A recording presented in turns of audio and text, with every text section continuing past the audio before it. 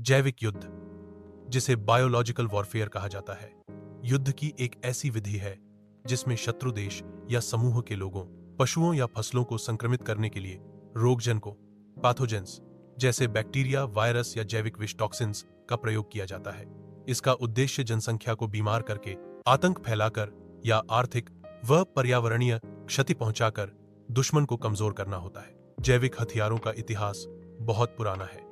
प्राचीन काल में भी विषैले पौधों, जानवरों के जहर या संक्रमित शवों का इस्तेमाल दुश्मन को हानि पहुंचाने के लिए किया जाता था।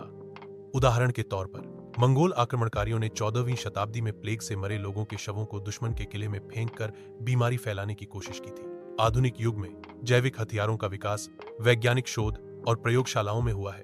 प्रथम विश्व युद्ध के दौरान और विशेषकर द्वितीय विश्व युद्ध में कई देशों ने जैविक हथियारों पर अनुसंधान किया। जापान द्वारा 1930 और 1940 के दशक में चीन में जैविक हथियारों का प्रयोग किए जाने के प्रमाण मिलते हैं।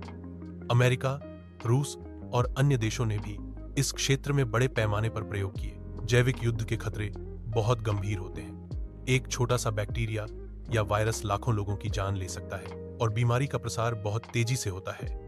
जैविक हमले का पता लगाना भी कठिन होता है क्योंकि इसके लक्षण सामान्य बीमारी जैसे हो सकते हैं।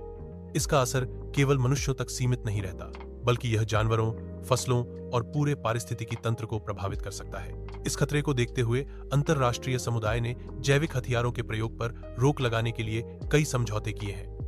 1972 में बायोलॉजिकल वेपन्स कन्वेंशन बोरोसे पर हस्ताक्षर किए गए, जिसमें 180 से अधिक देशों ने जैविक हथियारों के निर्माण, भंडारण और उपयोग पर प्रतिबंध लगाने का वादा किया। हालांकि आतंकवादी संगठनों द्वारा जैविक हथियारों का इस्तेमाल करने की आशंका हमेशा बनी रहती है। इसलिए वैश्विक निगरानी, अनुसंधान, प्रयोगशालाओं की सुरक्षा और आपातकालीन स्वास्थ्य सेवाओं की तैयारी बहुत आवश्यक है। जैविक युद्ध एक अदृश्य और घातक हथियार है जो मानवता के लिए अत्यंत खतरनाक है। इसकी रोकथाम केवल सरकारों और वैज्ञानिक संस्थाओं की जिम्मेदारी नहीं, बल्कि हर व्यक्ति की जागरूकता और सतर्कता से ही संभव है। शांति, सहयोग और अंतर्राष्ट्रीय नियमों का पालन ही इस खतरे से बचने का एकमात्र रास्ता है।